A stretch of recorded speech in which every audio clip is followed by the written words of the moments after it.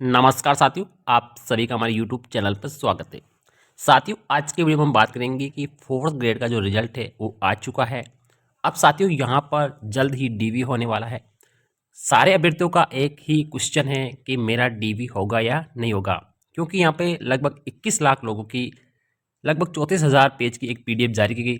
कहीं को roll number नहीं मिल रहे हैं, किसी को रैंक नहीं पता चल रहा है, किसी को मार्क्स पता नहीं चल रहा है और कन्फ्यूजन की स्थिति में है कि हमारा जो डीवी है वो होगा या नहीं होगा। तो साथियों मैं आपको क्लियर करना चाहता हूँ, अगर आपकी जो भी कैटेगरी है, जनरल है, ठीक है ना, EWS है, OBC है, SC है, ST है, MBC है, या आप PH कैटेगरी से हैं, या आप डाइवोर्स है, विडो है, एक्स सर्विसमैन है, या स्पोर्ट पर्सन है, इन किसी भी कैटेगरी के अंदर आप आते हैं और आपकी जो कट ऑफ यहाँ पर 2 गुना की जारी की गई है, वहाँ तक के अगर आपके मार्क्स आ रहे हैं PDF में, ठीक है ना, नॉर्मलाइजेशन के बाद में उतने अगर मार्क्स बन रहे हैं तो आपका बिल्कुल डीवी होने वाला है। जैसे उदाहरण के तौर पे मैं आपको एक उदाहरण देना चाहूँगा, ठीक है ना। जैसे जनरल कैटेगरी है, इसकी जो कट ऑफ है वो गई है 146। तो अब 146 और 146 से ऊपर जिसके भी मार्क्स आ रहे हैं उन सभी का क्या होने वाला है, डीवी होने वाला है।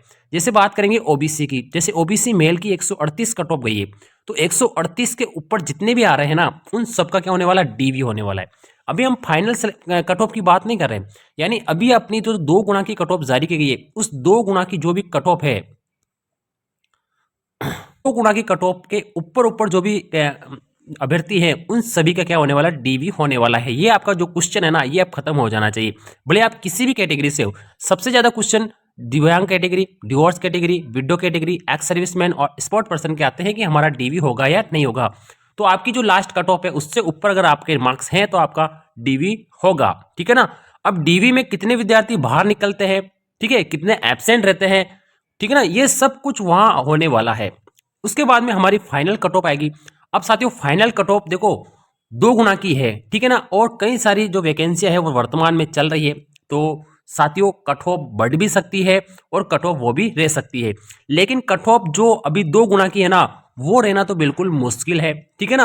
अभी पटवारी में भी 2-4 अंकों का क्या हुआ था, बदलाव हुआ था, ठीक है ना। तो यहाँ पे भी कट ऑफ है वो आपकी जरूर बढ़ेगी साथियों, बिल्कुल आपकी कट ऑफ यहाँ पे बढ़ेगी। और फाइनल कट ऑफ आपकी है ना लगभग साथियों आप मान लीजिए 5 नंबर से लेकर 7-8 नंबर तक आपकी क्या होने वाली है, बढ़ने वाली है। शेड्यूल की कट ऑफ है यहाँ पे, नॉन टीएसपी की जो कट ऑफ यहाँ पर क्या है, जारी की गई है। अब इन नॉन टीएसपी की जो कट ऑफ में आप यहाँ पे देखिए, जनरल की कट ऑफ गई है 146.3279, ठीक है ना। अब इसके ऊपर जो भी मार्क्स आ रहे हैं ना उनका क्या होने वाला है, 2 गुना में डीवी होने वाला है। फीमेल की 135 गई है तो इससे ऊपर कट ऑफ में आपका डीवी होगा। इसी प्रकार से विडो की 32.6964 गई है तो इससे ऊपर अगर अंक आ रहे हैं ये और ये इससे ऊपर आ रहे हैं तो आपका डीवी होगा। डिवोर्स में 86 गई है तो इसके ऊपर आपका डीवी होगा। और एक्स सर्विसमैन में जैसे आपकी 0.003 गई है तो आपका भी यहाँ पे डीवी होने वाला है। अब साथियों यहाँ पर एक क्वेश्चन आता है कि जो क्षैतिज आरक्षण और हॉरिजॉन्टल आरक्षण क्या होता है, ठीक है ना। तो यहाँ पे साथियों देखो, जनरल कैटेगरी है ना, ये रिजर्व कैटेगरी है, यानी अनरिजर्व कैटेगरी। कौन सी है, अनरिजर्व, यानी इसके अंदर इन सारी कैटेगरी के बंदे क्या है वो सिलेक्ट हो सकते हैं, ठीक है ना। अगर इन सभी कैटेगरी के मार्क्स अगर जनरल की कट ऑफ के ऊपर आ रहे हैं, यानी 146 से अगर ऊपर आ रहे हैं, वो सारे बंदे जनरल में काउंट होंगे, यानी जनरल की सीट है ना वो ये खत्म करेंगे, ठीक है ना। साथियों यहां पर अगर कोई ओबीसी का, ईडब्ल्यूएस का, एससी का, एसटी का या एमबीसी का जो कोई भी अभ्यर्थी है अगर 146 से प्लस नंबर लाता है तो उसका सिलेक्शन जनरल के अंदर होगा, बल्कि उसकी जो सीट है ना ओबीसी की वो खुद की खाली रहेगी, ठीक है ना, उस पर कोई प्रभाव नहीं पड़ेगा, इनका जो आरक्षण है वो प्रभावित नहीं होगा, ठीक है ना। 146 से ऊपर जो भी मार्क्स ला रहा है वो सारे क्या होंगे, जनरल में सिलेक्ट हो जाएंगे। अब इसके बाद में साथियों बंदा ये पूछता है कि ओबीसी वाले का सिलेक्शन कब होगा। साथियों यहां तक जैसे अपने जैसे सोच लीजिए, जैसे कि एक से लेकर सपोज कर लो कि 15,000 तक कैंडिडेट जनरल के हैं, ठीक है ना, जनरल के हैं, ठीक है ना। तो इनके अंदर जितने भी ओबीसी का आ रहे हैं, कितने भी ईडब्ल्यूएस का आ रहे हैं, कितने भी एससी का आ रहे हैं, कितने भी एसटी का आ रहे हैं, कितने भी एमबीसी का आ रहे हैं, इनके आरक्षण पर कोई प्रभाव नहीं पड़ेगा, उनका सिलेक्शन जनरल में हो जाएगा।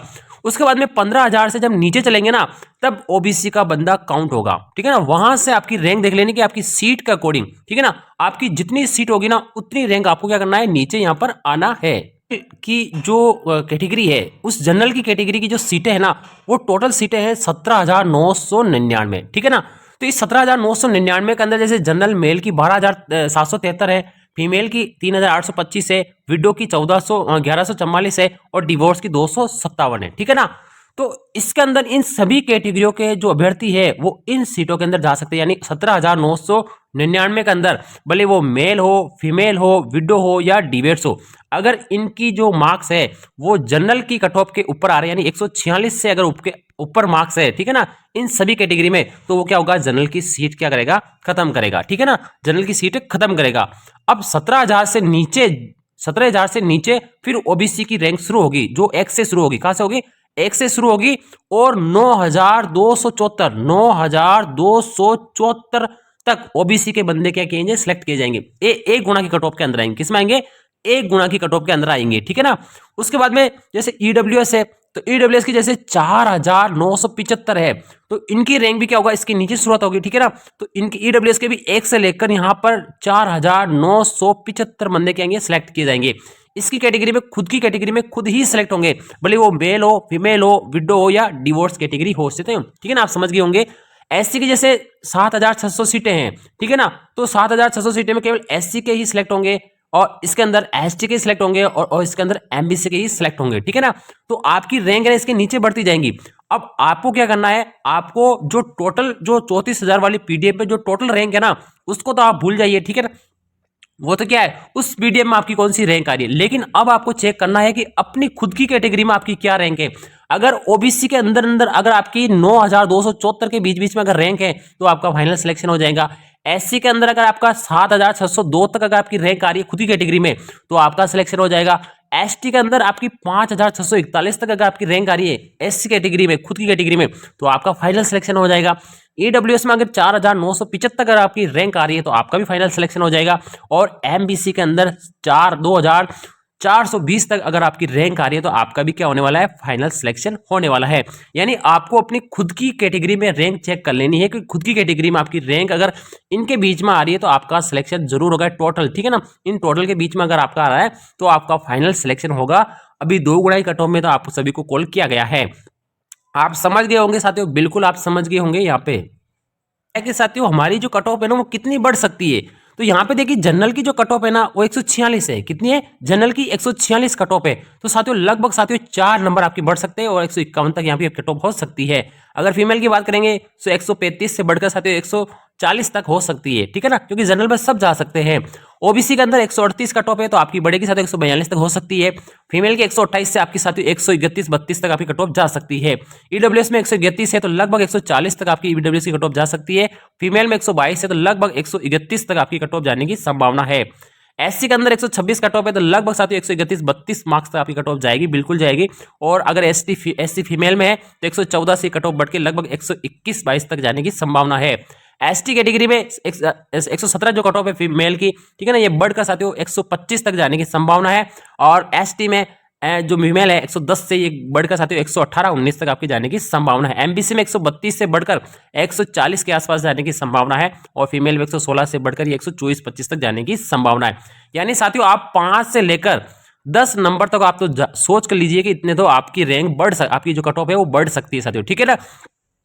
अब साथियों खुद की कैटेगरी में कितने बंदे हैं, जैसे ओबीसी में सबसे ज्यादा कंपटीशन है, तो सबसे ज्यादा बंदे हैं, तो इनकी कट ऑफ कम बढ़ेगी, ठीक है ना। इनकी कट ऑफ में ज्यादा अंतर आएगा साथियों, बिल्कुल ज्यादा अंतर आएगा। जनरल में भी थोड़ा ज्यादा अंतर आ सकता है, लेकिन इन कैटेगरियों में थोड़ा ज्यादा अंतर नहीं देखने को मिलेगा, क्योंकि इसमें जो कैंडिडेट है वो कम है, ठीक है ना।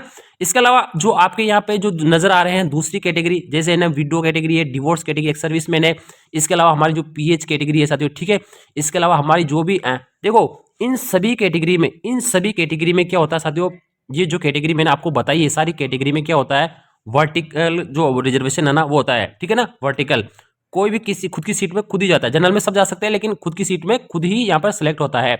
और एक होता है हॉरिजॉन्टल रिजर्वेशन, जिसमें पीएच आते हैं, स्पोर्ट पर्सन आते हैं, और एक्स सर्विसमैन आते हैं। ये क्या करता है, कितने भी नंबर लेकर जाओ, ठीक है ना, कितने भी नंबर लेकर जाओ, सिलेक्शन जनरल वाले का जनरल में होगा, ओबीसी वाले का ओबीसी में होगा, ईडब्ल्यूएस वाले का ईडब्ल्यूएस में होगा, एससी का एससी में होगा, एसटी का एसटी में होगा, एमबीसी का एमबीसी में होगा।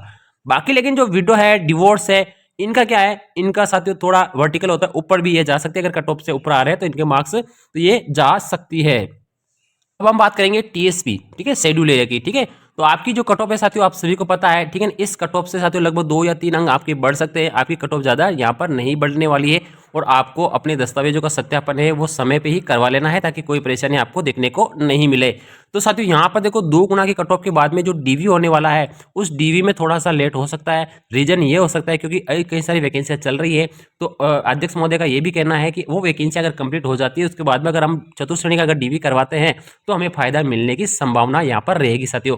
और अगर हम पहले नहीं करवाते हैं तो हमें साथियों 4th ग्रेड का अगर पहले करवा लेते हैं तो कुछ सीटें खराब हो सकती है, तो अभ्यर्थियों के साथ ही ये नुकसान होगा। तो मैं आप सभी अभ्यर्थियों से एक आशा करूंगा कि आप डीवी के लिए ज्यादा प्रेशर नहीं बनाएंगे और कोई इस तरह का माहौल नहीं बनाएंगे कि डीवी जल्दी कराओ जल्दी कराओ, ठीक है। अब साथियों यहाँ पर जो डीवी के लिए 4th ग्रेड की डीवी के लिए क्या है, शिक्षा विभाग नोडल एजेंसी है, ठीक है ना, वो जल्द ही डीवी का शेड्यूल जारी कर देगा। आपसे स्क्रूटनी फॉर्म भराया जाएगा। स्क्रूटनी फॉर्म भरने में आपको बिल्कुल सावधानी बरतनी है और आपकी जो डॉक्यूमेंट है वो बिल्कुल वैलिड डॉक्यूमेंट आपको पहले से तैयार करके रखने हैं, ताकि आने वाले समय में आपको किसी भी परेशानी का सामना नहीं करना पड़े। और साथियों ठीक है ना, तो आपको आपकी कट ऑफ में अगर आप मार्क्स आ रहे हैं तो आप डीवी के लिए बिल्कुल तैयार रह सकते हैं। आपको ये कंफ्यूजन नहीं होना है कि डीवी होगा या नहीं होगा, मेरा होगा या नहीं। अगर आप जिस कैटेगरी से बिलोंग करते हैं उस कैटेगरी की कट ऑफ से अगर आपके ज़्यादा अंक है तो आपका डीवी बिल्कुल 2 गुना में होने वाला है। और जिनकी कैटेगरी में कैटेगरी से कम अंक अगर पीडीएफ में आ रहे हैं तो आपका बिल्कुल डीवी नहीं होने वाला है। और मार्क्स आपको कौन से देखने हैं, नॉर्मलाइजेशन वाले मार्क्स आपको जरूर देखने हैं साथियों, ठीक है। और कोई जानकारी होगी मैं आपको जरूर प्रोवाइड कराऊंगा। थैंक यू, धन्यवाद।